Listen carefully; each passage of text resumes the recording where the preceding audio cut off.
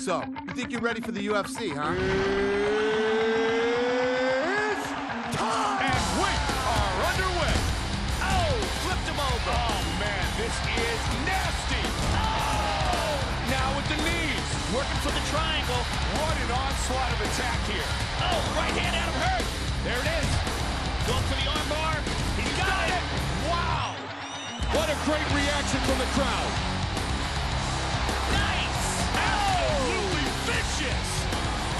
Boom on the butt. That's it. It is all over. Wow. Like the dozens of fighters who appear on its roster, UFC 2009 Undisputed is a game that's at its best inside the octagon. Outside of combat, presentation is far from perfect, and the career mode is unnecessarily clunky. But step into the octagon, and you'll find a mixed martial arts fighting game that's both accessible and deep, and which demands strategic thinking and quick reflexes in equal measure. For the purposes of the game, every fighter specializes in two disciplines. That's one striking, which can be boxing, kickboxing, or Muay Thai, and one grappling, which can be Brazilian Jiu-Jitsu, wrestling, or judo.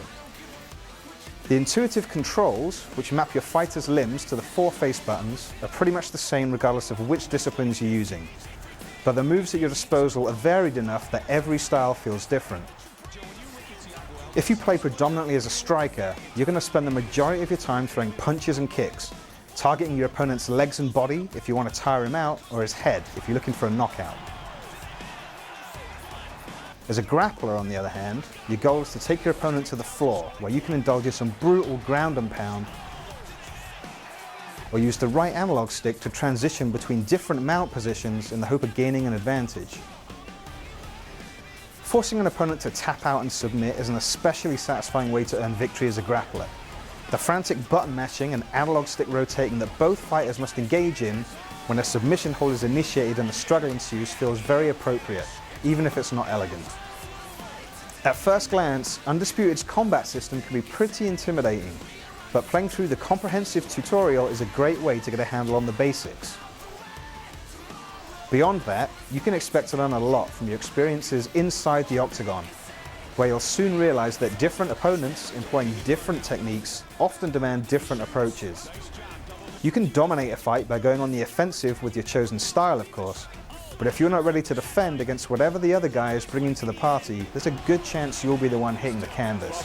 Ladies and gentlemen, referee Mario Yamasaki has called a stop to this contest, declaring the winner by knockout, Punkas with the victory. That's one of the great things about UFC 2009 Undisputed. You can spend 2 rounds getting beaten to a pulp until your face is covered in cuts and bruises, but there's always a chance that you can turn the fight around with a well-timed reversal or counter. And it is all over! Most of the fighters on the game's roster are well-rounded enough that while they clearly prefer one or the other, they can hold their own both standing up or on the ground. This won't necessarily be the case in career mode though, because you have to create your own fighter from scratch. The tools for customizing your guy's appearance are a bit rudimentary by today's standards, but when you start spending points on his attributes and on different aspects of his game, you realize that there's a lot of depth there. That's because in addition to the basic strength, speed, and cardio attributes, there are no fewer than 16 different offensive and defensive skills that you can also spend points on. Spending points in any of these areas has a noticeable effect on your fighter's performance, especially early in your career when you're pitted against fictional fighters while preparing for matchups with the big boys. Training between fights is handled in a number of different ways, none of which are especially satisfying. You can increase your base attributes doing nothing more than clicking through menus.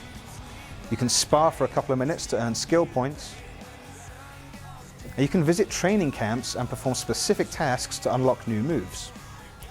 It's great that you really feel like you're progressing as a fighter as you play through the career mode, but at times it can feel like you're spending more time navigating menus, reading repetitive emails, and managing your schedule on the calendar than you are fighting inside the octagon. Worse still, when you unlock new sponsor logos, which you need to add to your shorts in order to level up your credibility, simply adding a new logo to your shorts